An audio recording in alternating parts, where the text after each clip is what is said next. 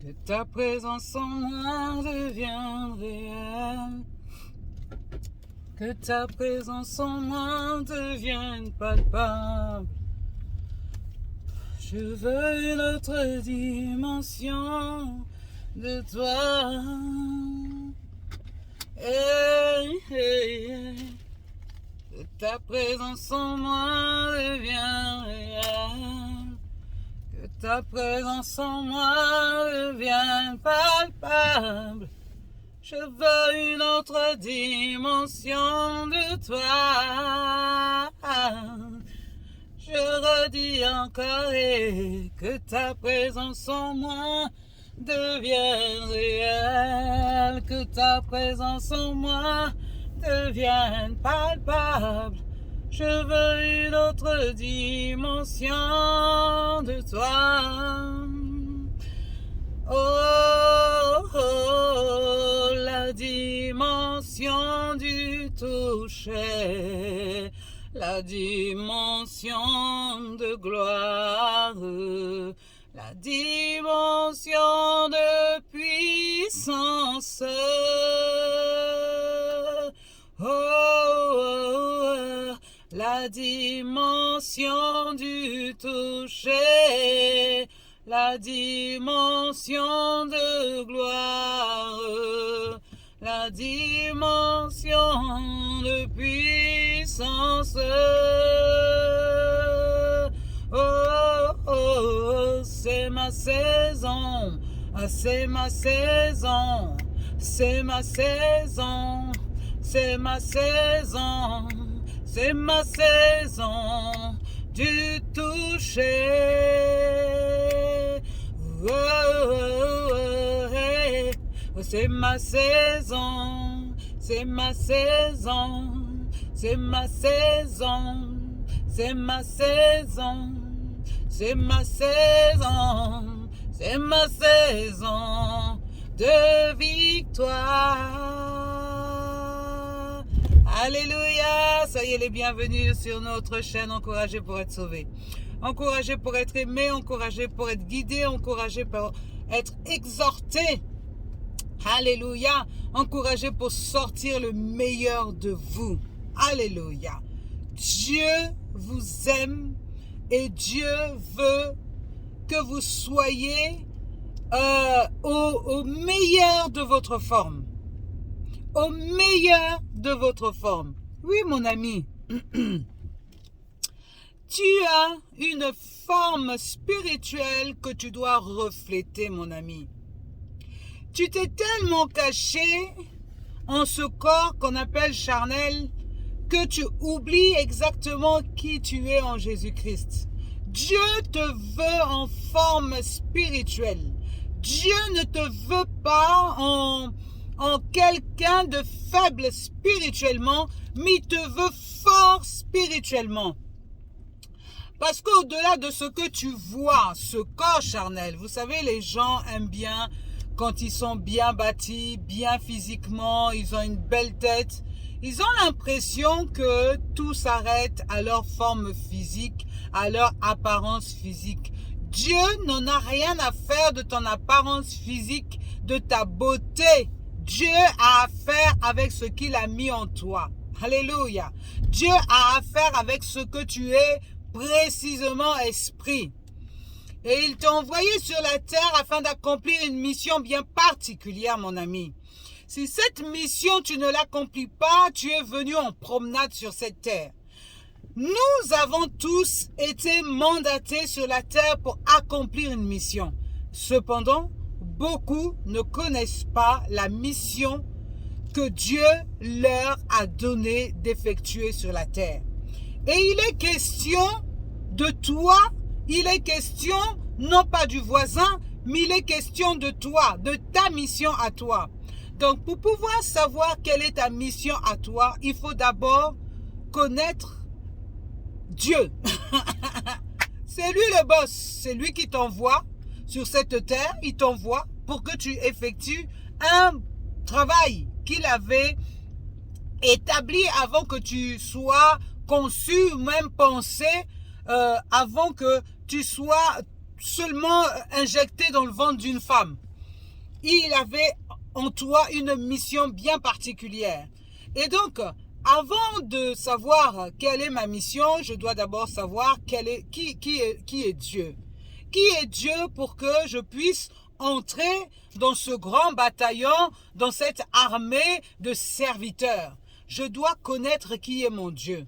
Pour connaître qui est ton Dieu, il faut d'abord accepter le fait que nous ne sommes pas issus d'un Big Bang, mais nous sommes bien issus d'un être qui est au-dessus de tout, qu'on appelle Dieu, qui nous a formés à son image. Lorsque tu vas lire dans Éphésiens 1, tu auras exactement le mode d'emploi de l'homme, d'où il vient, comment il a été créé et ce pourquoi il a été créé en fait. Tu auras totalement la mission de l'homme sur la terre, la formation, la création de l'homme.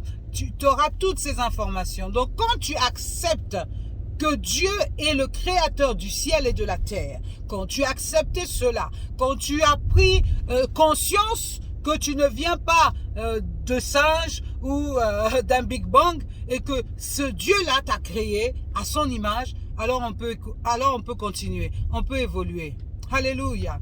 Lorsque Jésus-Christ est venu sur la terre, c'est parce que, mon ami, Dieu avait mis un premier homme qui a désobéi à Dieu et au final, le malheur est rentré dans l'homme. Le malheur est rentré sur la terre. Et c'est pour ça que depuis fort longtemps, nous vivons des choses compliquées, surtout ceux qui n'ont pas encore accepté Jésus-Christ comme leur Seigneur et leur Sauveur.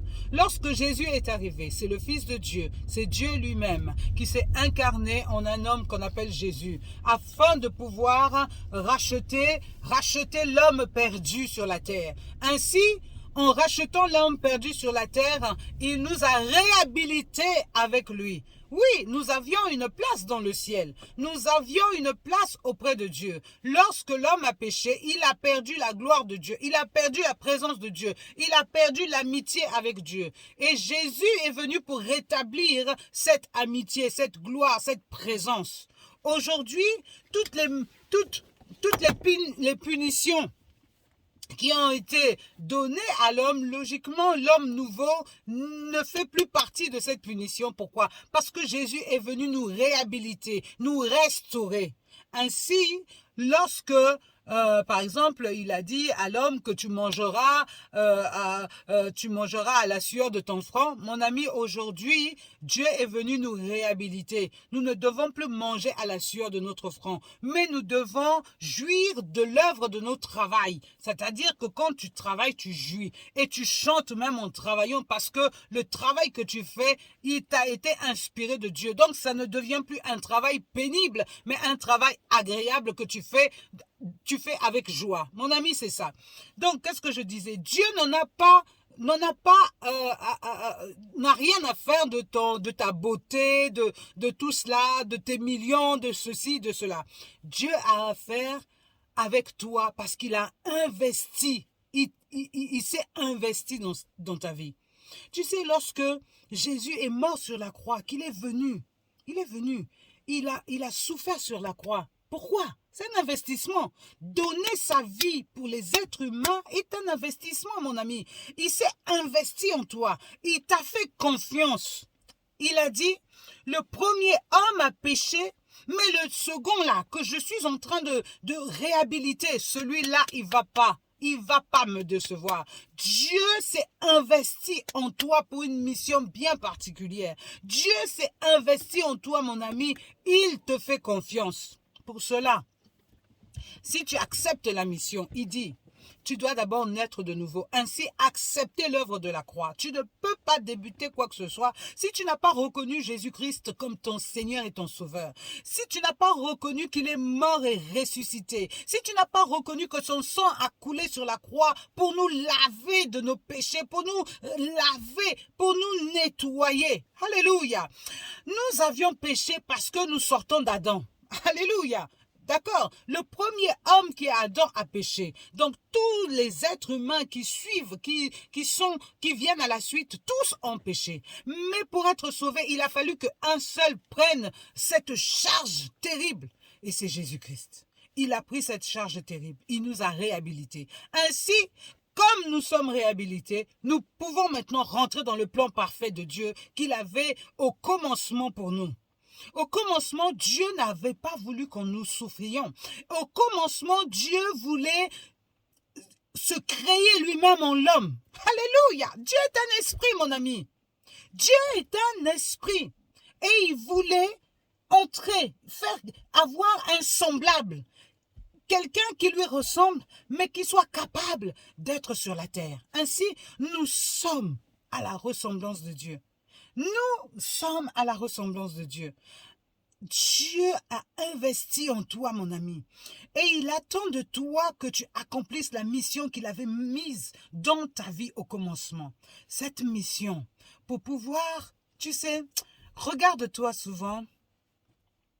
Regarde ce que tu fais souvent. Regarde ce qui bout dans ton cœur. Et là, tu comprendras quelle est ta mission. Regarde seulement ce qui te met en émoi. Ce qui peut même t'agacer. Parce que quelque chose qui t'agace, c'est parce que cette chose n'est pas faite selon ce que toi tu veux. Donc il y a quelque chose que tu peux faire. Dieu te met mal à l'aise parce qu'il sait que toi, tu as été préparé pour ça. Donc pour connaître quelle est ta mission, mon ami, il va falloir que tu rentres en toi. Il va falloir que tu regardes un peu tes comportements. Il va falloir que tu fasses un peu le point sur ce que tu aimes, sur ce que tu n'aimes pas. Et ainsi, tu découvriras ce que Dieu avait mis en toi, ce que Dieu t'a mandaté de faire. Oui, mon ami, tu peux trouver ça en toi, c'est en toi, tout est en toi. Pourquoi? Parce que tu es un esprit. Un esprit a tout en lui. Alléluia! La maladie d'Alzheimer doit être terminée pour les enfants de Dieu. Nous ne sommes pas des malades, des gens atteints de la maladie d'Alzheimer. Donc, comme Dieu a déjà enregistré dans notre esprit ce que nous devons faire, alors rentrons en nous-mêmes et allons chercher ce que Dieu a déposé en nous, ce que nous devons faire sur cette terre. Sinon, quand tu vois la terre là, tu te dis c'est comment? Métro, boulot, dodo, c'est ça la vie? Après tu meurs, tu nais, tu travailles, tu meurs. Non, mon ami, il y a plus que ça. Il y a plus que ça. Entre en toi-même et va découvrir ce que Christ a mis en toi, ce que Dieu a mis en toi. Tu as une mission particulière. Il y a des gens qui attendent après toi. Il y a des gens qui t'attendent. Mon ami, ne dors plus. Ne dors plus. Sors le meilleur de toi. Que l'Éternel ait confiance en toi. Que l'Éternel prenne plaisir en te voyant. Que l'Éternel se réjouisse en te voyant. Ainsi, quand le diable montera pour voir notre Dieu, et il dira, « Hé mon ami, d'où tu viens ?» Et que le diable dit, « Ah, je me promenais sur la terre pour voir Colette. » Ah, il dit, « Voilà, t'as vu, hein, ma fille, comment elle est ?» Donc que l'Éternel dise ça de toi, que l'Éternel se réjouisse de t'avoir créé, que l'Éternel ne regrette pas de t'avoir créé, mais que l'Éternel se réjouisse parce que tu fais des œuvres bonnes, parce que tu es importante dans le royaume de Dieu. Ah mon ami, c'est le message que j'ai à te donner aujourd'hui. Prends-toi le temps de la réflexion. Quelle est ma mission sur la terre? Quelle est ma mission sur la terre? Oh Seigneur, tu m'attends où? Que veux-tu que je fasse pour toi? Alléluia, c'est la meilleure des questions que tu puisses poser à Dieu ce matin. Sois béni et encouragé au nom de Jésus. Amen, au revoir.